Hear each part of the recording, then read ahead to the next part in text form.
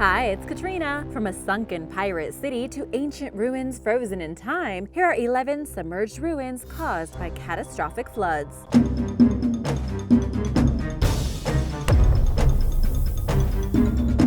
Number 11. Port Royal. This city was a haven for pirates and privateers who would congregate to attack and steal, giving it the title of the wickedest city in the world. In 1655, the English conquered Jamaica from the Spanish. They established the unofficial capital of Port Royal on the southeast coast, at the mouth of Kingston Harbor. To ensure its defense, in 1657, Governor Edward Doyley permitted a group of privateers to take up headquarters at Port Royal in order to attack Spanish ships loaded with treasure from South America. It soon became customary for the Port Royal government to shelter pirates in exchange for protection against the Spanish. The city was famous for its displays of new money and loose morals. The British Crown sanctioned privateering by issuing documents that essentially acted as pirates' licenses. Everybody got rich, and of course, a portion of all booty went to the town government. Pirates flocked to Port Royal, constituting a large percentage of its rapid population and economic growth. By the late 1600s, Port Royal was the second largest European city in the New World, and nearly half its residents were involved in privateering. Naturally, Port Royal was a haven for vices, and around 1/4 of its buildings were either a bar or a brothel. A 7.5 magnitude earthquake hit Port Royal on June 7, 1692, followed by a tsunami. The sand the city was built on liquefied. Buildings, roads, and people were sucked into the earth. Altogether, 33 acres of the city became submerged under 40 feet of water, and 2,000 people died. Some considered the event to be a punishment from God on the most wicked and sinful city in the world. Much of the sunken city remains eerily intact, earning it the reputation of an underwater Pompeii. Numerous artifacts have been retrieved, including liquor bottles, smoking pipes, kitchenware, and a pocket watch stopped at 1143 and dated 1686. In 1999, Port Royal became a designated National Heritage Site. Number 10. Pavlopetri.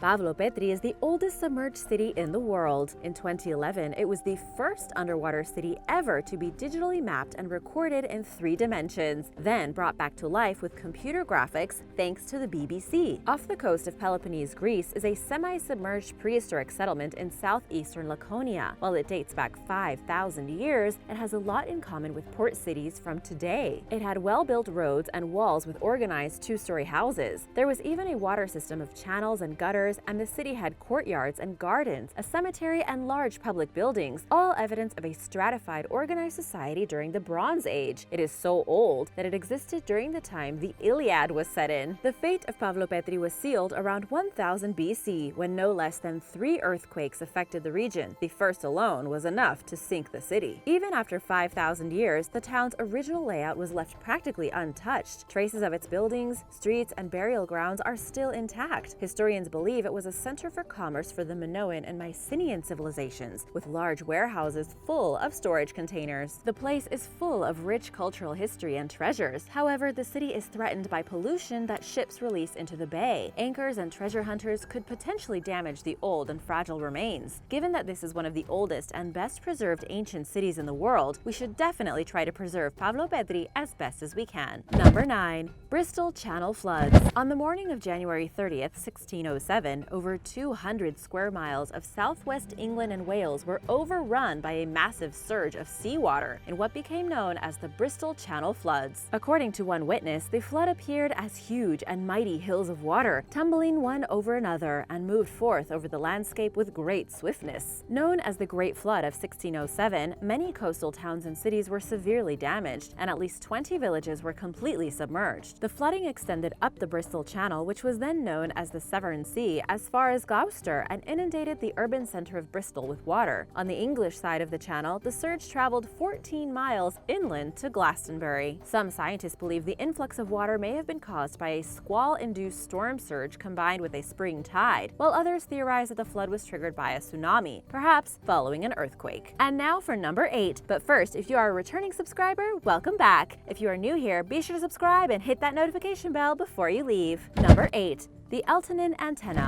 In 1964, over 55 years ago, the oceanographic research vessel USNS Eltonin, formerly a U.S. Navy ice-breaking cargo ship, photographed a strange antenna-like object on the seafloor west of Cape Horn, off Chile's Tierra del Fuego archipelago, where it appears to stand upright some 12,808 feet below the water's surface. Naturally, conspiracy theorists, including New Zealand pilot and author Bruce Cathy, speculated that the Eltonin Antenna, as the object came to be called, was an extraterrestrial artifact. In a 1968 article for Saga magazine, author Brad Steiger wrote that the object was an astonishing piece of machinery, very much like the cross between a TV antenna and a telemetry antenna. Other, possibly more rational guessers, have suggested that the item is a bizarre-looking carnivorous sponge called Chondrocladia concrescens. In their 1971 book, The Face of the Deep, authors Bruce C. Heezen and Charles D. Hollister described sea concrescens as a sponge that somewhat resembles a space-age microwave antenna. Going further back to 1888, American scientist and engineer Alexander Agassiz wrote in his 3 Cruises of the Blake that the sponges have a long stem ending in ramifying roots sunk deeply into the mud. This stem has nodes with 4 to 6 club-like appendages. Sounds like a plausible explanation, but what do you think? Is the antenna-like object a carnivorous sea sponge or a flooded ancient alien ruin? Let me know in the comments below. Number 7. The Great Drowning of Men. The Groot Mandrenke, or Great Drowning of Men, also called the St. Marcellus Flood, was an extratropical cyclone of great intensity that came from the North Sea and swept violently over parts of Europe in January 1362, namely the British Isles, the Netherlands, northern Germany, and Denmark. At least 25,000 people and as many as 100,000 perished in the storm, which is sometimes called the Second St. Marcellus Flood because it came over 100 years after the even deadlier First St. Marcellus Flood in 1219, which claimed 36,000 lives. English residents were the first to feel the storm's effects, with one witness writing, "A strong gale blew from the north so violently for a day and night that it flattened trees, mills, houses, and a great many church towers." The violent storm surge caused even worse damage in the Netherlands, Germany, and Denmark, where it overran virtually every embankment that was in place to prevent flooding. 60 Danish parishes were swallowed by the salt sea, according to one written account, and entire settlements were wiped off the map. The coastline was permanently transformed throughout the affected region due to erosion. Islands were broken apart, and parts of the mainland were turned into islands. The disaster also contributed to the formation of the shallow Zuiderzee Bay in the Netherlands. This and other storm tides throughout 13th and 14th century Europe were somewhat common amid the unpredictable weather that was characteristic of the beginning of the Little Ice Age that followed the medieval warming period. Did you know that? Let me know in the comments below. Number 6.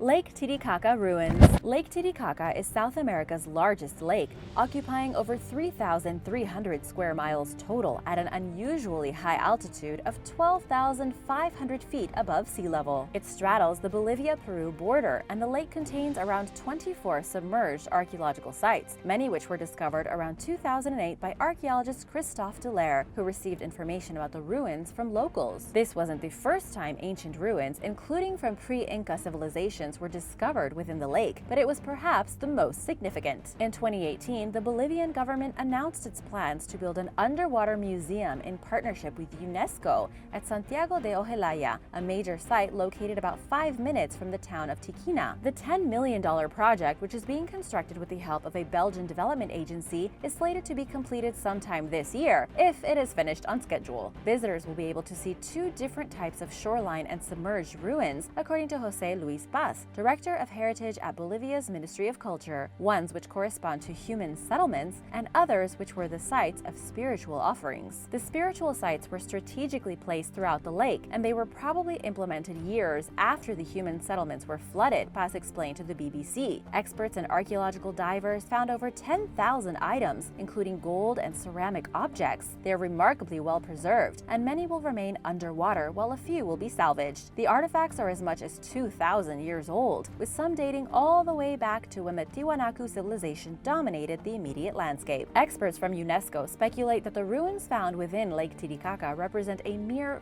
fraction of the once thriving Tiwanaku Empire. Number 5. North Sea and St. Lucia's floods. The North Sea flood of 1212, which devastated the Netherlands, is one of the oldest and deadliest floods on record, claiming around 60,000 lives and requiring years of recovery. Just 75 years later, on December 14, 1287, the Netherlands was struck yet again, this time by an intense storm tide that became to be known as the St. Lucias flood, which also dealt a huge blow to northern Germany. As many as 80,000 people perished in this disaster, which left just 10 houses intact on Greenland, a now uninhabited Dutch island that the flood nearly swept out of existence. The St. Lucia's flood, which had a major impact on the history of the Netherlands, is sometimes compared to a more modern event, the North Sea flood of 1953, based on their similar meteorological conditions. Both catastrophes appear to have been caused by a high tide colliding with an extreme low-pressure system, causing a massive storm surge. Like the Grootmandrenke, which I told you about before, the St. Lucia's flood contributed to the formation of the Zuiderzee Bay. It was the last event that finally gave way to any remaining natural barriers between the Zuiderzee, which was previously a freshwater lake connected to the North Sea by a river. Number 4.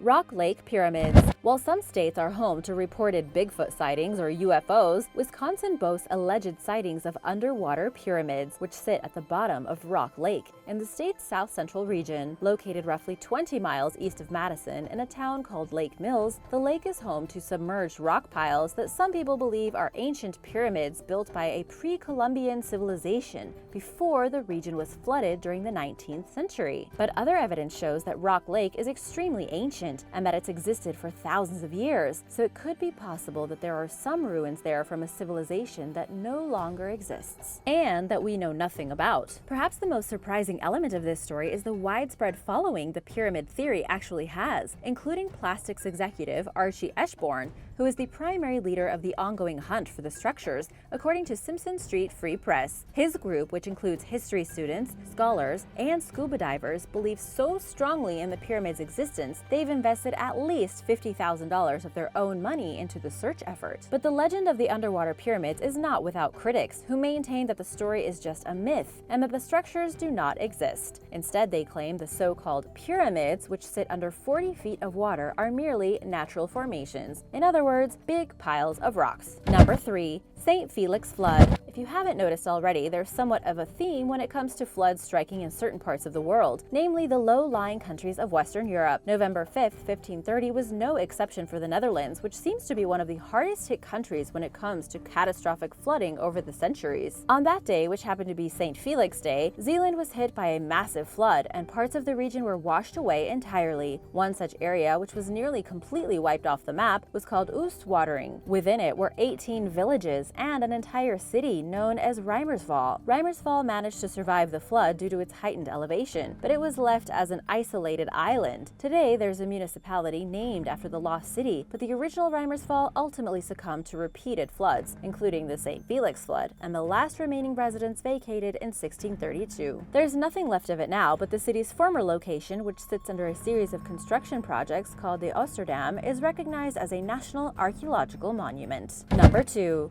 Sunken city of Cuba. Nearly 2 decades ago, marine engineer Pauline Zalitsky and her husband Paul Weinsweig discovered a series of massive stone blocks in geometric shapes in the Caribbean Sea off Cuba using sonar equipment. The mysterious formations, which came to be known as the Sunken City of Cuba, sit 2,300 feet below the water surface. According to researchers, it would take 50,000 years for the ruins of a civilization to sink that deep, leading many to speculate that perhaps the structures weren't man-made after all. Meanwhile, others developed more far-flung theories based on the popular notion among experts that no societies advanced enough to build such structures even existed that far back in time. After all, with the evidence sitting on the seafloor, perhaps prehistoric peoples were more advanced than scholars give them credit for. To the credit of supporters of this theory, Mayan and Yucateco oral legends claim that their ancestors derived from a civilization that lived on an island that was eventually swallowed by the sea. Some researchers even believe this is possible and that there may have have even once been a land bridge connecting Cuba with Mexico's Yucatan Peninsula, or that the Caribbean Sea itself was a dry basin at one point long ago. Investigation of the site only went so far, with some scientists willing to classify the sonar readings as inconclusive, while others outright disputed the possibility that any man-made structures sit at the bottom of the ocean, claiming that computer renditions of the formations are what made them appear man-made, rather than natural. But there are believers still out there supporting the idea that an ancient society created the structures that now sit beneath thousands of feet of water, who say that Zalitsky and other researchers were scared off from further exploring the site by those who simply don't want to admit to the truth and challenge long-held beliefs about world history and the previous existence of advanced civilizations. Number 1. Doggerland.